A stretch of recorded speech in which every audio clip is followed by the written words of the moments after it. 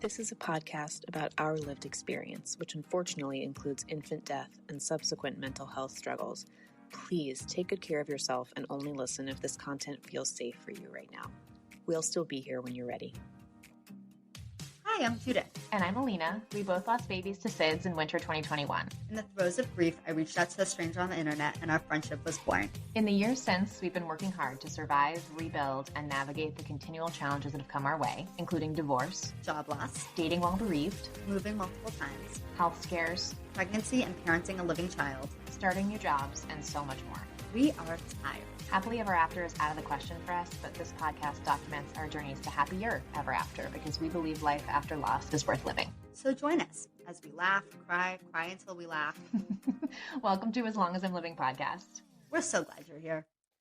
Hi, everybody. Okay. Hi, everybody. Welcome to As Long As I'm Living podcast. I'm Alina, Quinn's mom. And I'm Judith, Aiden's mom. And we have a very special guest, Father's Day episode. A returning guest. A returning guest. That's right. I'm spouse. Aiden's dad. Judith's husband. Judith's husband. Aiden's dad. Aiden's dad. Yay.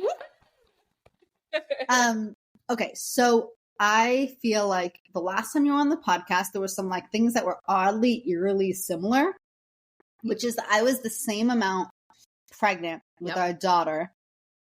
No, it was a little bit less. A little more. Whatever, the same amount Close pregnant. enough. Yes, with our daughter than I am now with not a daughter, a boy. And it feels like totally different. It just the home feels totally different. So a lot you had just moved into this house, literally literally like 2 weeks before. Mm-hmm. I was down here to visit to help you put together your daughter's nursery. And Yes. we just came back from Home Goods to get stuff for the new baby's Yes. nursery.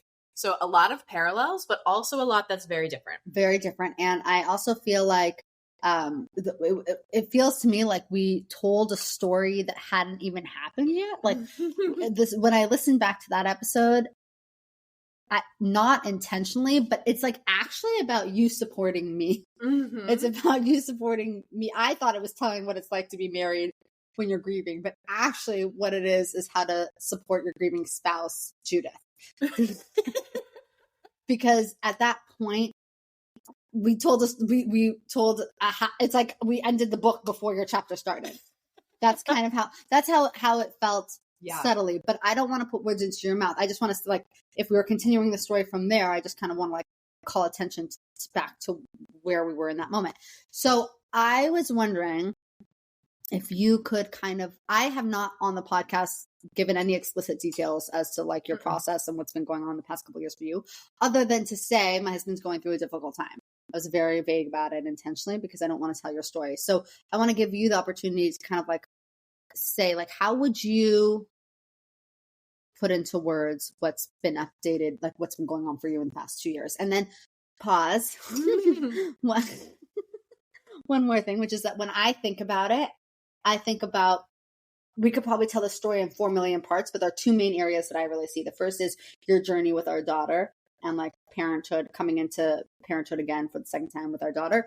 And then your self-independent, who you are as a person, journey. I see those as like two parallel individual journeys that you went on at the same time. Mm-hmm. So that's kind of like the lens that I'm coming at this with, because otherwise we could talk about like your religious journey, your relationship with yourself, like with your relationship as a couple. As a couple, we could talk about like 25 different relationships, but those are the two that I think I'd like you to kind of speak to. Okay, so how would you put those two journeys into words yourself? Sure. Well, I think everyone has their own journey through life. So it's like the two journeys are one, your own life as you live it. And then one particularly important part that is a very big part of my life, being our daughter. Mm-hmm. So definitely since last being on this podcast, there have been an incredible amount of challenges and changes and opportunities for growth and I like the way you put that. hard That's times and opportunities for growth. I mean, I feel like we have approached it in that way, which is like, oh, like these are all things that could send you into years of therapy and make you really depressed, or allow you to hopefully grow and make things work out. Because I'll say, to the particular aspect of the journey being our daughter, that was so immensely challenging for us as a couple, for myself as a person, just trying to live my life in this world and not like be really sad or bad about it. And to forge the relationship with her that I want. I mean, it was so overwhelming for me at a very difficult part of my life, obviously, when our daughter was born, because I was not able to handle that. And that meant that I couldn't function as an individual for myself. I couldn't be the dad that I wanted to be from day one, and I couldn't support Judith in the way that I wanted from day one. And so if I were to describe like what has happened since the last time I was on the podcast, it'd be like, wow, of the books I could write about that, which chapter should we start with? Start with when she was born, actually, because I want to start before she was born. Yeah. Because when we interviewed you last, we talked about how the decision to have another baby so soon was really driven by Judith's desire, Judith's grief and her empty arms and all of that. And I know you wanted to have more children. Like that was part of your, life goals, was to have an alive child, right? But I think the timing of it was very driven by Judith's grief and Judith's trauma. And we talked about that in the last episode. And you were very clear, like this was a couple, like we made this decision together. So even though Judith was the one who was driving the timing of it, you were very much like, no, but like, I'm on board. Like, this is a decision we made together. Like, you can't make a baby by yourself. Like, and now I wonder if you look back at that time differently and feel differently about, are you like, wow, that was crazy? Do you wish, going back, we were in Dr. Menzel's office, like, and I was saying, I want to have a kid immediately. Is there something you wish you said at that point? As opposed to, I mean, if that's what you want, that's what we'll do. Well, it's sort of like, and let's assume you still get your daughter out at the end. Yeah. So like, let's assume that sure, obviously you wouldn't make any choice that wouldn't bring. Yeah, no, if we could have someone else instead. No.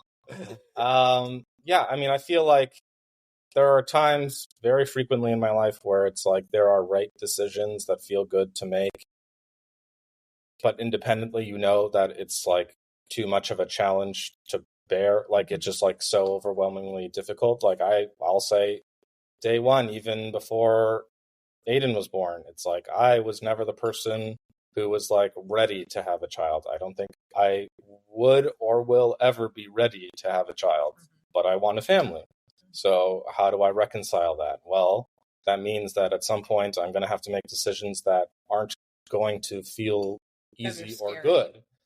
Scary decisions. I think, yes, the timing of when we had our daughter was very much a Judith motivated decision. Mm-hmm. Would it have been better to delay? I don't know. I know that regardless, what ended up happening was that I was not ready for that. And even if I feel very lucky to have the daughter that I have, like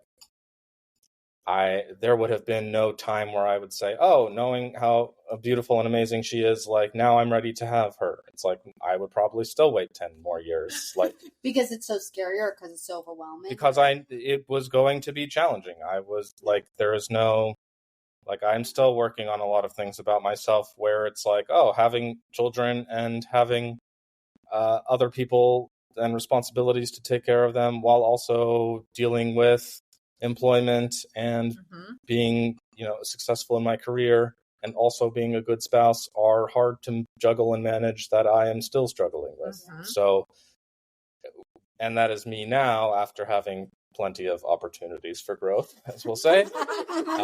So before those opportunities, I certainly was not ready. So does that mean then that I shouldn't have a family, or I should not have a relationship with my wife, or not pursue a career? Like, no, it's like I was not well suited to excel at all those things, but it feels like that's the right choice. Even now we're having another child, which I'm excited about and also petrified of. Like both those things can be true at the same time. Well, I think, and I want to get back to the birth in a second, but I think when you came to me, I did not push this baby in the way that I did our daughter at all. I said to you, I'm waiting for you to tell me when you're ready. And I think the conclusion you came to, which I think is what you're saying now, is that you realize it's going to be hard no matter what.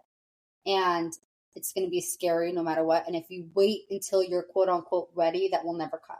So you're as ready as you're going to be. And I don't actually think that was the case when our daughter was born. I think that was probably, you were not as ready as you could be, but I don't think you could have gotten to this point without going through that experience. Yeah, I mean, it still did feel like the right choice, even though it did feel like, well, that is in part motivated by the fact that I don't think our relationship would have been as good if we didn't have a child at that time. Yeah.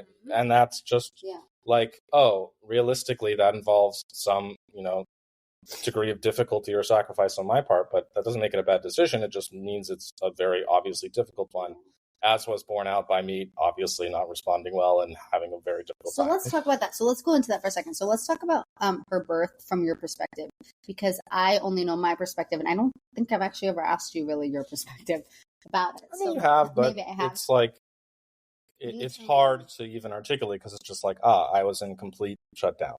I constantly was overwhelmed. It started a week before she was born. Yeah. I'll remember, like, we stopped doing dishes, we stopped doing laundry, like, kind of the whole house shut down. And you just had a hard time even getting, like, out of bed. And you just shut down. And then I went into labor a week later. My mom came and she, like, looked around the house like I think Mary Poppins did. You know what I mean? Like, she was like, what happened? There's so much detritus. Nice. Good callback, I like Judith. the word. She was just like, what is happening here? But, like, I went into labor that morning. You were in the hospital. One thing that's funny that I remember is that the only clothes that you had that were clean were, like, formal business wear. So that's what you wore. And every nurse was like, wow, you dressed up so fancy for the birth of your child. Gotta leave a good first impression. We were like so impressed, and we didn't want to be like, no, this is like all that there is. You were so fancy. So, okay. So do you remember you were just so disassociated? Like, what do you remember about it? Yeah. I mean, if anything, I'd say like, I probably don't remember a lot of what happened in part because it was definitely like pure overwhelm, pure like emotional burnout, pure like disassociation as a way of coping with being overwhelmed. Like you've never seen someone in a hospital take so many naps.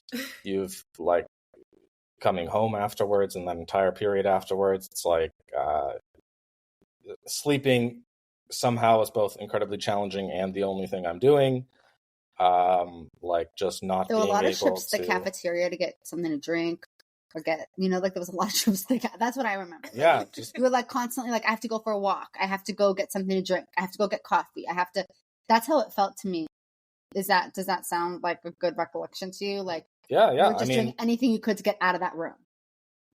Yeah. I mean, even not that, just like it's anything to be like, does anyone need anything? Like, I don't know what to do. I'm so like, my default is to like, if I offer someone, water, or in the case of the hospital, a smoothie, it's just like, okay, I'm doing a thing. I've done a task related to what is important. Have I actually thought about this at all? No, that requires too much mental processing. But if someone needs a tissue, I can go run and get a tissue box. Right.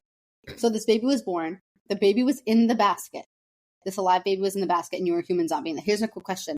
Do you think you were so dissociated, you were so out of your mind because anything to do with Aiden?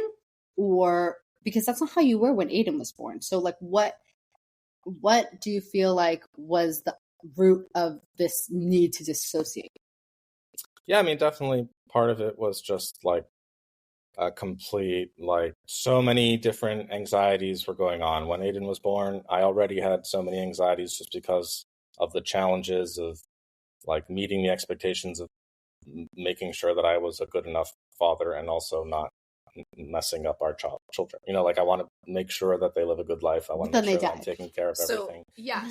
And it's like, well, regardless of your intentions, like forget like minor screw ups, like even if it's outside of your control, it still feels like, well, the thing that you were already kind of worried about, like I feel like in my head I could replay like trying to get the right beds and right airflow because we were already worried about like, well, we're just like naturally slightly, anxious planners. So, we just, on the off chance that maybe our child died, like we want to make sure that like, if they're in that situation, that they're more suited to not dying. And that is trauma-free parenting, right? Let alone like, oh, by the way, like, throw statistics out the window. Like you should be afraid. 100% of your previous children had died. And I remembered when the three of us went crib shopping. Like we got what did we buy? We bought a lot of stuff. We bought the crib. We bought like a glider. Yeah. The three of us went shopping and we were losing our minds, like laughing, joking about like the breathable mattresses, the breathable whatever. We were like, all right, like let's get one of these and see what happens. Did you feel like you were like, well, not only like, how am I possibly going to do everything? How am I possibly going to keep this baby alive? How am I possibly going to do everything right? Because I tried my best last time, it didn't work out. And so it just felt like such overwhelming pressure to get it right that you just couldn't handle it and you shut down. Yeah. I mean, it's like the fears, the anxieties, and the expectations are so large that, even if you as a person were, doing completely well even before, like forget anything on my own personal journey. If it's just like, even if you were the complete best version of yourself, still you'd be unable to tackle all of these challenges. So have fun. And presented with that challenge, it's like, well, if you ask me to jump to the moon, I can't. But I'm realist, but you're actually asking me to do it. Oh, I thought that was a haha. Okay, no, this is real. Oh, well, I can't. I just can't. And like when you get into that, train of thought, it just becomes so overwhelming where it's like the expectations are so much higher than my ability. I need to either disassociate or, otherwise like remove myself mentally from this because the perceived challenge and expectation are so daunting that it is unfathomable and I can't deal with that. And I remember like when she was born, like you wouldn't even like look at her. I remember one time I had to go and get, I don't know what I had to get water maybe. And I asked if you would just like hold her or look at her, like just watch her while I left the room. And you gave me this look that I'll never forget of like, do not leave me alone with this kid. I think what it sounds like what you're saying is you weren't like choosing to do all this stuff. This was literally the only available option. Yes. To dissociate and to not be able to. I don't think anyone chooses that. Right. Really. Exactly. That's what I'm saying. Because I think that like it could be perceived that way maybe. And maybe for a little bit, you maybe even felt like, am I choosing this? But like, I think it sounds like literally that was all you could do. You were doing your very best that you could to get through the day. And you couldn't add anything else to your plate. Yeah. I mean, I'd say even more than that. It's like, because it's so much not a choice, but you still feel like burdened by that. It's like, I wish I could be the father and spouse that I want to be in this moment. Mm-hmm. That is impossible for me. Mm-hmm. And every time that I'm not acting in that way, like you should feel guilty and ashamed about that. Uh-huh. And then it's just a perpetual cycle of like, things are bad and you are bad and it's worse. And in fact, things are not necessarily going to get better because you should realize how badly you're screwing things up in every given moment. And that alone is enough to make you force yourself accidentally further disassociate, where it's like, I can't handle this situation. It's getting, if anything, worse. Like this is just, every day is another day where I'm not meeting the demands of being a father or spouse. Mm-hmm. And it's just overwhelming. And then one thing I remember, and this lasted like a long time, was when she would cry, it would kind of set you into this, I don't know, PTSD response. Can you explain like a little bit about what her crying did to you, what it felt like, and like why you think looking back that was the case? Yeah, I mean, it's hard to say specifically why, and even after spending a lot of time thinking about it, like I can't really pinpoint what it is, but it's mostly in my head like, like this is a very clear example of like expectation and responsibility where, where you're not, her needs are not being met and there's an expectation that you are able to meet her needs and you're not. When she's sleeping as a baby, if a baby is sleeping, no one really has to do anything. But if they're crying, it's like someone has to help. And that is a enforced reminder of like, this is real. You have to take care of them. You can't. but you still are perceiving exactly that reality of there is a crying baby. Like, someone should take care of that. Oh, that person is me?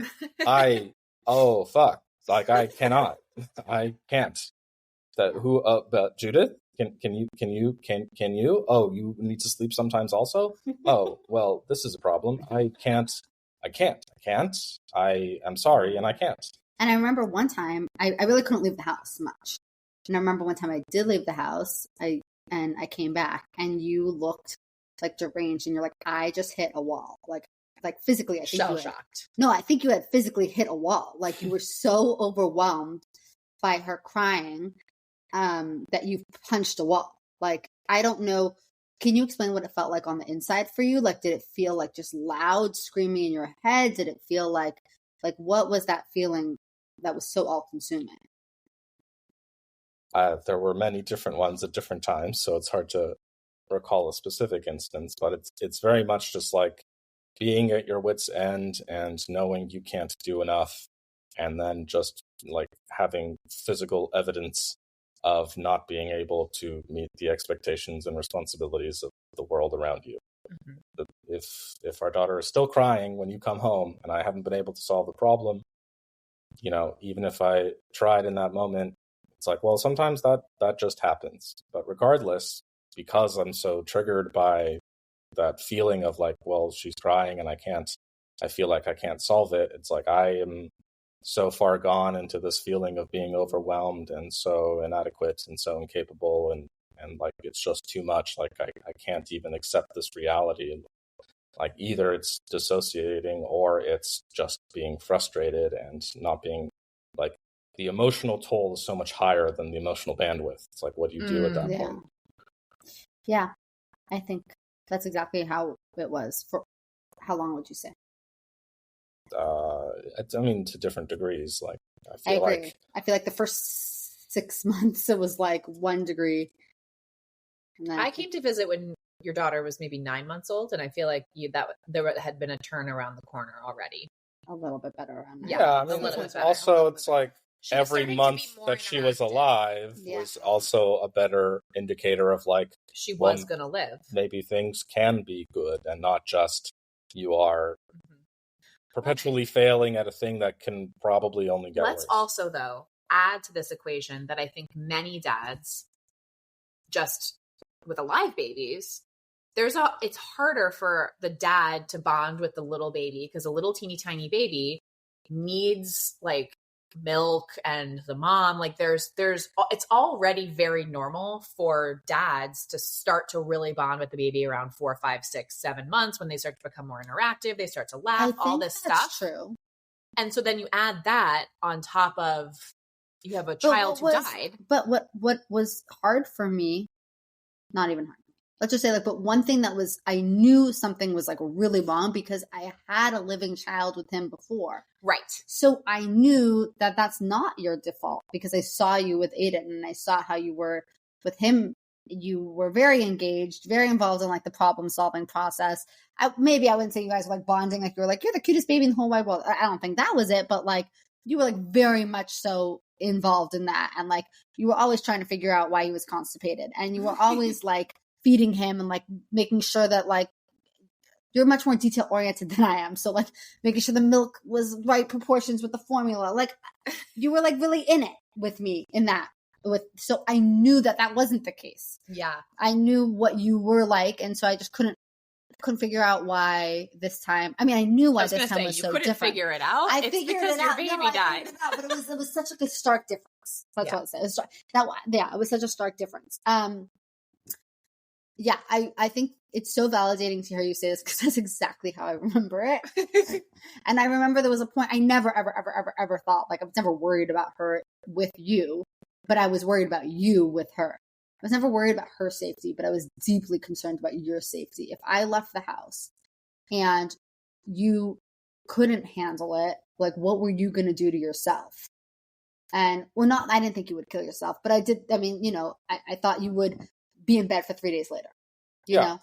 The recovery period after for every 1 hour I left him alone, it would mean 24 hours in bed. So that's what I was concerned about. Sometimes it was, sometimes it wasn't. Like, I remember there were times I came home and like, I would like be nervous the whole time. I'd be checking on, like, you okay? Are you okay? Are you okay? Because I was afraid of what I was going to come home to, because I was afraid that it was going to set you back in your process. But on the other hand, it was like I needed to leave the house sometimes, and I myself was going through this process of like having an alive child after a dead child, so I was not in my right mind either.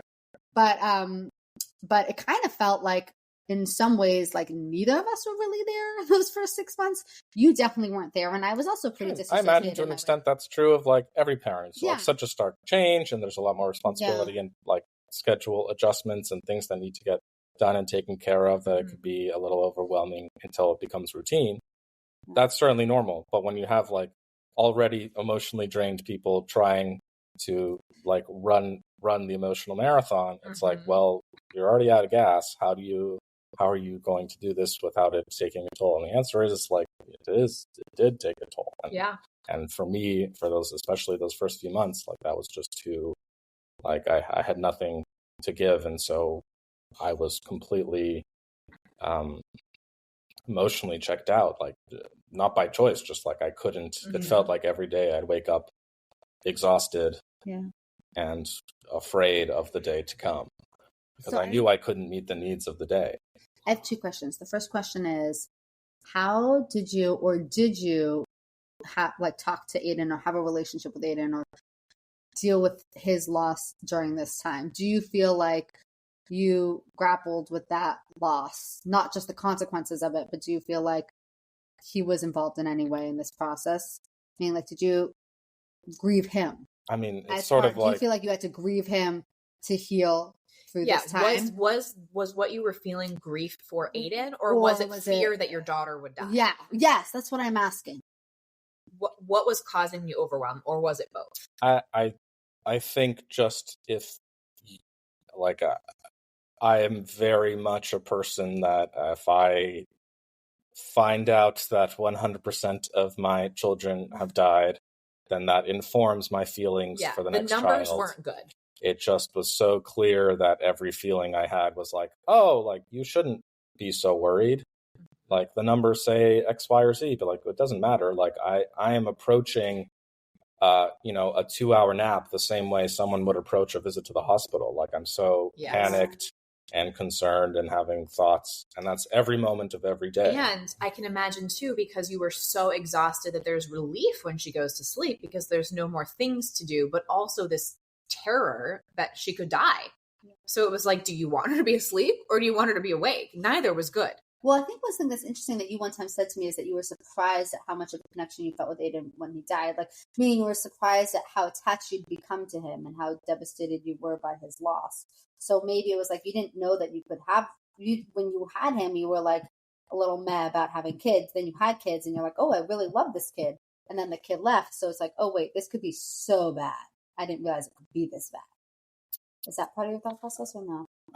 I mean, to an extent, yeah. I mean, it's definitely like, well, a lot of times I feel like, I don't approach friendships or relationships or, even relationships with children the same way that, like, I'm not mushy-gushy being like, oh, you're so cute, pinching cheeks, giving kisses, that sort of thing. But it's like, oh, and like on an emotional level, like the people that I do form relationships mean everything to me. And so it's like not so immediately clear other than like maybe if I can take care of you in some way. But it's like Aiden was just proof to myself that whatever children we have in the future, it's going to mean everything to me. And if you introduce something that also might cause future loss, it's like, why are you like, this means so much to me, and through Aiden's death proved to me exactly how much that could hurt. Like, why are you introducing future potential dead children that I already can't handle the loss of one? You want me to lose 2 everythings in my life? Like, why would you do that? I can't handle and process the loss of 1, let alone 2 everythings of my life. I'm laughing at the concept of thinking about a new baby as future potential dead children, but that is actually, that's how I'm thinking about it too, as I'm like trying to get pregnant. It's like, how do I minimize the chance that this is a potential future dead child instead of a potential future alive child? But like, that's just where our brains are. Yeah. Of course. So, okay. So here's the question I know people are going to ask. Number one. I'm not single. No. Here's the question I know people are going to ask. They're like, well, how did you get out of that? Like, how did you get out of that place? Like, what did you do? And two, which is like, how could the people around you support you during that time? So they can, because I know people have been dealing with similar things with their partners. So yeah, what was helpful for Judith to do? What wasn't helpful? Or what did you do for yourself? Like, how did you get out of it? Because you yourself got out of this hole. So how did you do that? And was it just time? I don't know if the advice that worked for me is generally applicable. And also, I can't give advice for the first 6 months because that was, I would say, whatever I did was not the right way. It did not work. It didn't work, and it wasn't your good. Advice is just power through, get through the first 6 months, and then keep existing for 6 months. And then once you've seen for yourself that, maybe they will live and maybe life isn't always so terrible, then you could start the process, hopefully sooner. Then you could start the process of just working on yourself in whatever way you find works for you, whether that's through therapy, whether that's through reading which you didn't do. Is fair. No, not in a critical way. I'm saying you didn't do. And I think, no. I'm saying that I think a lot of people's partners are hesitant to go to therapy. So it's cool you did it on your own. Like, how did you do it's more like the therapies I did try didn't work for me. You did try EMDR, did not work. Did a lot of sessions. It did not work. Yeah, there are some complications there, definitely. Whatever. You tried things. The point is, like, I tried therapies. Yeah. So you did research. But for me, it meant like a ton of reading, a ton of, the most boring side of TikTok, which is like therapists discussing certain aspects of human behavior and how that might apply to my life and making various folders to analyze the different things that I'm seeing in my life and how to try and respond to that. You know what else I'm remembering? What works for me. You wore headphones. Yeah. You pretty much wore headphones for those first year. You wore headphones constantly. And I think the headphones helped because she was crying sometimes. It helped you from being overstimulated. Yeah. And it helped you dissociate. You wore a lot of headphones. And I remember we went to couples therapy for a few months at some point in that process. And the therapist suggested that you try to take on one task related to her, like one responsibility when I was in the home. And if you ever needed to stop, I would interrupt and take over for you. So you did like bedtime or bath time. You did like bath time. I think you did bath time because she was generally happy during bath time. And so you would wear headphones during bath time, do bath time. If she was screaming or crying, I would come in and ask if you needed help and you wanted me to take over. And that's what you did first. You first did just bath time. And for a long time, you just did bath time. And then slowly, bath time became bath time and maybe a story. You were like, okay, I could do one story. I could put her to bed. Baby steps. Little baby steps. Little baby steps. Yeah, I mean, it just, unfortunately, being overwhelmed means that I couldn't do a lot. So the practical strategy was slowly introducing it in ways that made it less impossible to do until it became more routine and easier. And my thinking aligned with thinking that things could be easy and not immediately challenging. It does seem like a lot of what was going on was terror, an assumption in the deepest part of you, your heart, the deepest part of your brain, that she would die. Yeah, or at least and it seemed like you needed the time and proof that maybe she wouldn't die for things to start to get easier. Yeah, it's just when the feeling of any given interaction, instead of being, joy, rote, mundane, routine, and being able to be present in the moment, it's, well, I'm, again, approaching this like we're in a hospital ER setting. Like every cry, every feed, every time, every diaper change is like a war zone. Very much. It's like, well, you'd be scared too if you had to change a diaper in the middle of a battlefield. Like, wouldn't you? Like, that's obvious. To be like, well, it's kind of hard to be present and form a natural relationship and have like simple feelings when every interaction of every day feels like that. So how are you feeling about this impending baby? Before we get there, can we go to like the people around you? How can they support you? I actually don't think I did a good job, but I'm asking, with now that you have like retrospect, what would you tell someone who's going through this, or someone's partner who's going through this? Like, how can you support the person who's struggling in that moment? So like when you were sleeping in bed all the time, or when you felt like you were living in a battlefield, like what could I do, or the people around you do, to make it a little bit more manageable, a little bit more tolerable? I mean, okay, I guess two things. One, because it's so obvious that, like, hey, you're also clearly struggling. You're also doing your best in a situation where you've also lost a child, and now you're having to adjust and still be a present parent, which as a task alone is incredibly difficult. It's hard to ask resources of someone who probably needs other people's help. So to the extent that your budget or your social situation allows, trying to get as much outside help as possible. To help me. To help you, to help me, to help whatever. Yeah. It's like, even it's like, oh, hey, you know, we had the budget for it. I had only wished that we paid someone to clean our house instead of just doing it ourselves. Why? It's like, oh, that feels a little wasteful. But it's like, well, if the house feels cleaner, then it feels more functional, and then your spouse is happier and things feel a little bit better, then it didn't really cost you emotional resources, because your emotional resources, in my case, were like so overtaxed that it's like, well, I can't offer you emotional resources. But like, I could have made life easier had I known that we could pay for people to help us, like to pay for a night nurse every so often, to pay for someone to clean our house, to pay even for like meals, like just buy takeout or whatever at an increased frequency, elicit more help from our parents to try and do simple things, as opposed to just, visiting every so often where they take care of a night and then everyone can sleep. And even if you're not the one taking care of it, you know that your partner is also sleeping because someone else is the person who's in charge of that. So even if you can't give anything emotionally, like, to the extent that you have other people in your life or the resources to pay for that, like, that is just thing number one that pops into my head. And I guess thing number two is, to the extent that you can, having like an understanding and showing that, like, hey, even if things are not okay right now, like, as long as you're doing your best to improve that situation, I'm here to support you through that. Because it was clear that, like, the distribution of parental workload was not fair.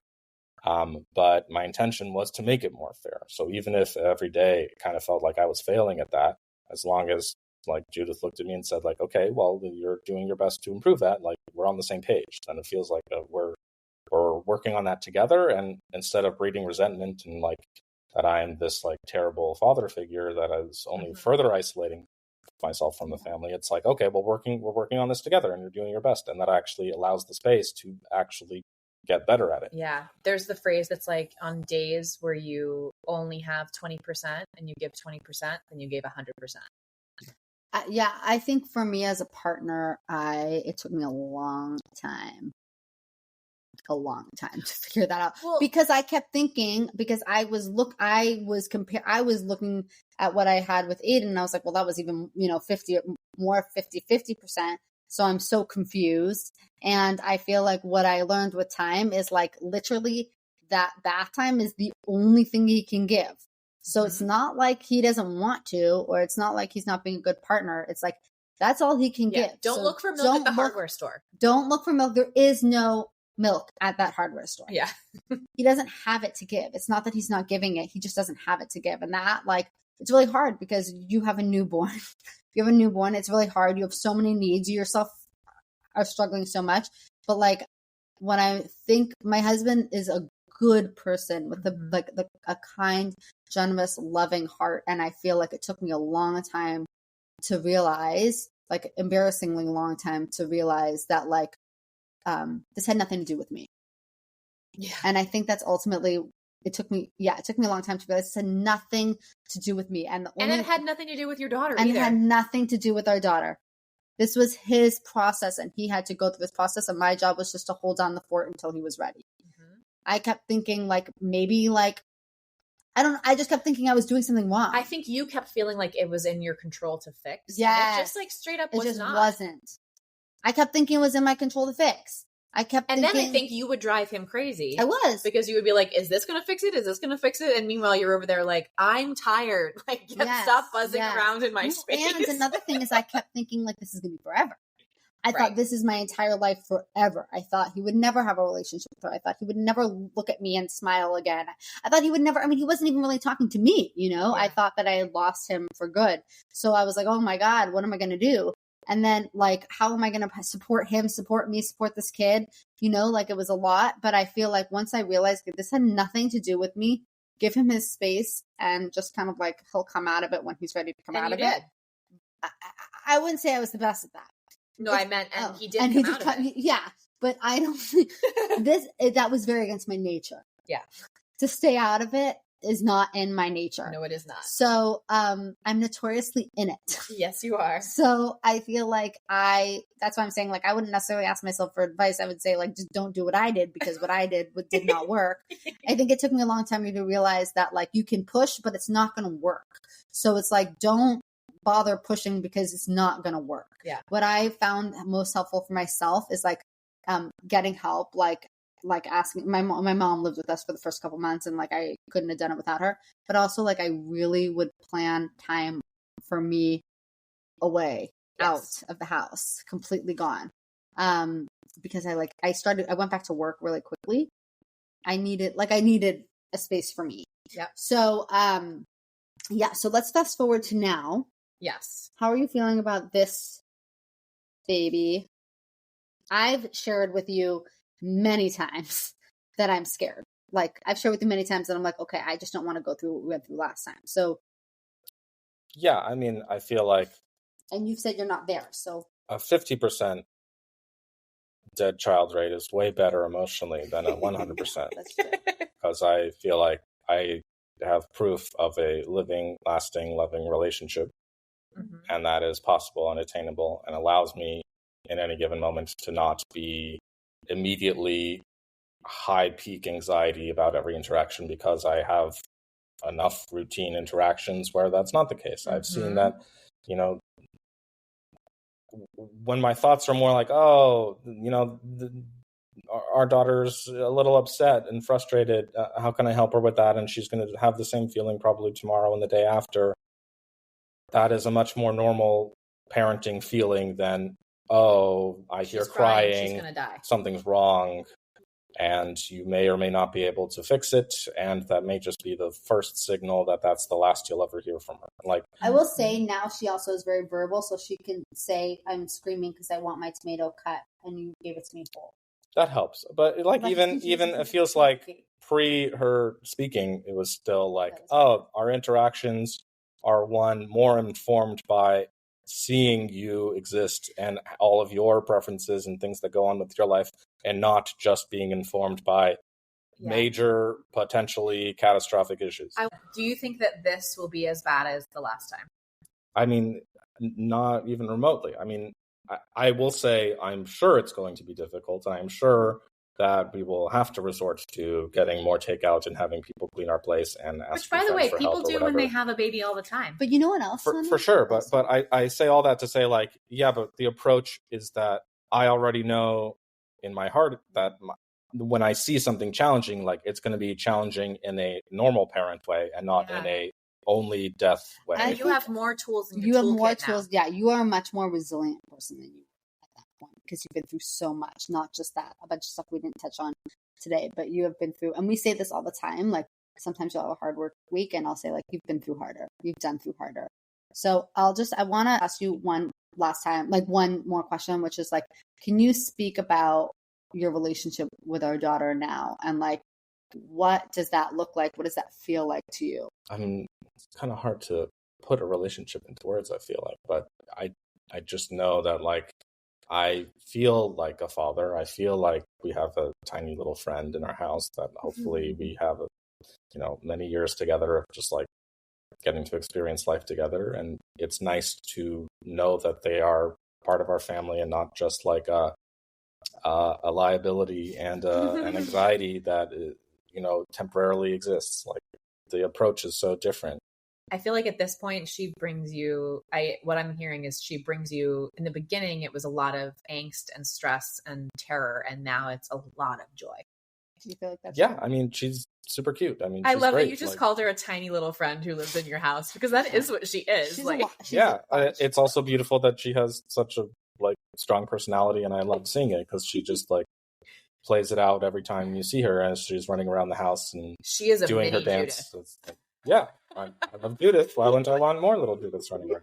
She's amazing, and it's really cute to be able to, experience all those moments together. Yeah.